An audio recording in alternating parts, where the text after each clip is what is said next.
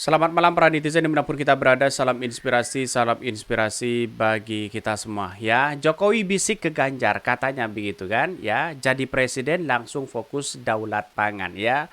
10 tahun dari kemarin ngapain aja begitu kan ya. Maka saya katakan begitu, memilih Pak Ganjar, memilih Pak Prabowo begitu, sama halnya begitu kan ya. Pak Jokowi 3 periode begitu. Bisa saja seperti itu begitu kan. Karena pada hakikatnya begitu kan, ini masalah soal pangan. Food estate sudah gagal mereka ya, akibat dari ya Pak Prabowo juga tidak maksimal ya, Pak Jokowi menyampaikan juga tidak maksimal begitu kan ya. Ini kan gimana begitu kan ya. Dan seolah-olah Pak Ganjar menjadi presiden begitu kan. Kan masih belum tentu mereka begitu untuk menjadi presiden begitu. Kalau kalah gimana begitu. Ini sayang seribu sayang begitu kan, seolah-olah sudah tahu bahwa siapa sih ya yang terpilih menjadi presiden begitu kan ya. Pada hakikatnya kita tahu bahwa dalam demokrasi kita sah saja mengatakan seperti itu begitu. Tapi kan masalah soal pangan ya, di era Pak Jokowi kita buktikan aja begitu kan ya. Food estate saja sudah gagal besar-besaran, menghabiskan berapa triliun mereka begitu kan ya.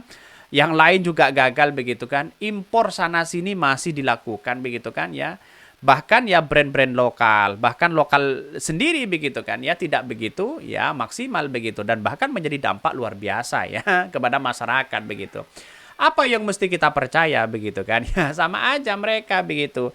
Walaupun dengan apa namanya Pak Jokowi, walaupun dengan Pak Ganjar, walaupun Pak Presidennya Pak Prabowo dan sama aja mereka begitu kan ya. Seperti itulah perkembangan, karena begitu banyak ya yang kemudian punya kepentingan-kepentingan besar, oligarki-oligarki di situ begitu kan ya, masalah ketahanan pangan dan sebagainya begitu. Justru ya Anies Baswedan lah yang kemudian punya catatan yang luar biasa. Nah, Anies Caimin ini memberikan satu stimulasi bagaimana ya kedaulatan pangan itu benar-benar dirasakan oleh masyarakat begitu kan. Bukan soal hanya janji-janji doang begitu kan ya. Masyarakat Indonesia kan sudah paham ya, janji mana yang janji begitu kan ya, mana yang dilakukan dan tidak ditepatin dan sebagainya begitu kan ya. Katanya ini komentar-komentar dari netizen begitu kan, begitu antusias ya memberikan dukungan kepada Pak Ganjar begitu. Pilihlah Ganjar, pilihlah Ganjar. Padahal ya pendukung-pendukung mereka ya hanya itu-itu aja begitu kan. Jangan-jangan ya satu orang punya 5 akun atau 10 akun begitu ya. Bahkan mengatakan lebay ya begitu kan ya. Wah, sudah ketahuan siapa yang menang katanya begitu kan ya. Kok begini ya demokrasi kita begitu ya. Bahkan ini ya, Pak Ganjar akan bisa melaksanakan tugasnya. Oh, sama aja kok dengan Pak Jokowi begitu kan. Kan begitu logikanya begitu. Jadi Pak Jokowi itu menurut saya pribadi dengan kurang apa Jokowi begitu. Janjinya luar biasa sama ya. Ketika menjadi presiden lupa bagaimana kedaulatan pangan itu yang sebenarnya begitu kan ya.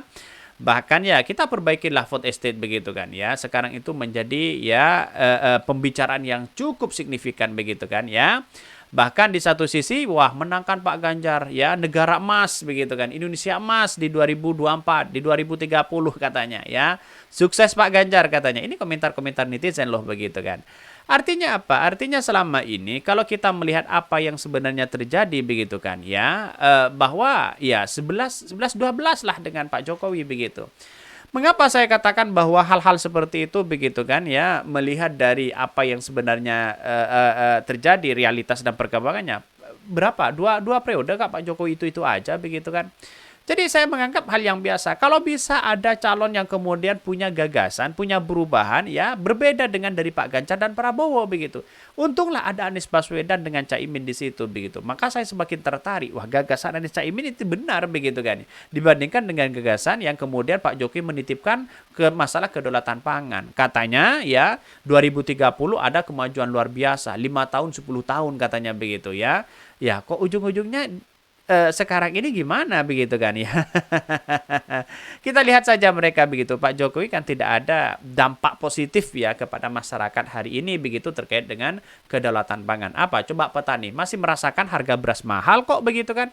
Apa-apa mahal begitu kan ya. Semuanya mahal. Apakah ini yang mau dipertahankan begitu kan? Harusnya kan ada solusi yang paling yang menjawab begitu kan ya. Bagaimana masa depan ya tidak lagi ada impor sana sini begitu. Biar ketahanan pangan yang ada di Indonesia, apalagi memanfaatkan food estate itu sangat menjadi potensi yang sangat luar biasa dibandingkan hanya ya janji-janji doang begitu kan. Kan begitu logikanya begitu ya. Ya, yang namanya setiap pemimpin kan punya cara masing-masing begitu ya. Jokowi ya bisik ke Ganjar jadi presiden langsung fokus daulat pangan katanya begitu ya. Bahkan Presiden Joko Widodo ya hadir di rapat kerja nasional Rakernas ya 4 ya PDP Perjuangan. Dalam sambutannya Jokowi berpesan kepada Ganjar Pranowo apabila terpilih menjadi presiden di 2024 harus segera fokus pada kedaulatan pangan. Tadi saya bisik-bisik ke beliau, Pak nanti habis dilantik besoknya ya langsung masuk kedaulatan pangan. Nggak usah lama-lama katanya ya. Bahkan Jokowi meminta Ganjar untuk segera menyiapkan program kedaulatan pangan sehingga ketika terpilih menjadi presiden ya program tersebut langsung bisa dijalankan ya.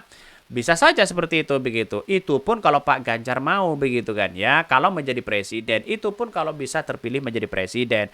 Tetapi kan banyak para oligarki, kepentingan-kepentingan terselubung di situ pasti memainkan peran itu begitu kan. Dengan adanya impor sana sini begitu, itu kan sudah ada kelihatan mereka begitu. Bagaimana begitu kan dampak di masyarakat begitu kan ya. Terus kemudian bagaimana bekerja samanya dengan mereka. Kok begitu Cina begitu kan ya. Ya pada ujung-ujungnya semuanya adalah Cina begitu ya gini.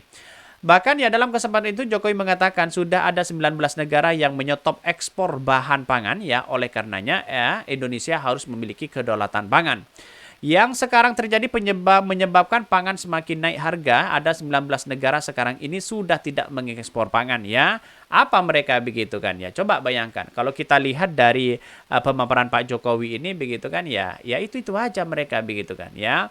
Kenapa kok tidak di stop dari dulu begitu kan? Kalau seperti itu begitu, biar masyarakat Indonesia tidak bisa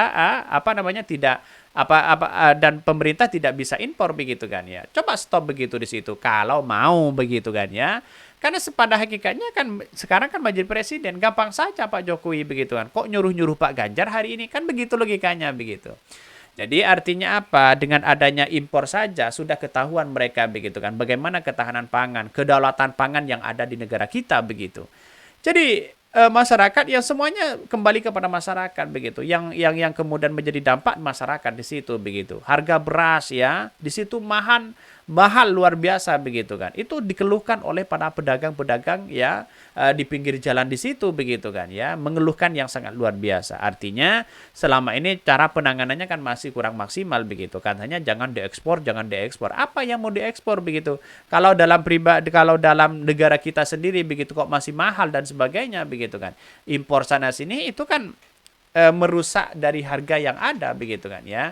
Bahkan kedaulatan pangan itu bisa saja memanfaatkan food estate di situ begitu kan ya, kembangkan lagi di situ begitu kan, tidak hanya nanam singkong ya, mungkin dengan yang lain begitu kan. Kok nanamnya singkong terus begitu kan. Ya mungkin itu yang kami sampaikan. Tonton terus channel Hodari Podcast Rakyat ini kan ada berita-berita menarik dan viral setiap harinya. Ya salam para netizen, salam inspirasi bagi kita semua. Jangan lupa di subscribe channel YouTube Hodari Podcast Rakyat ini.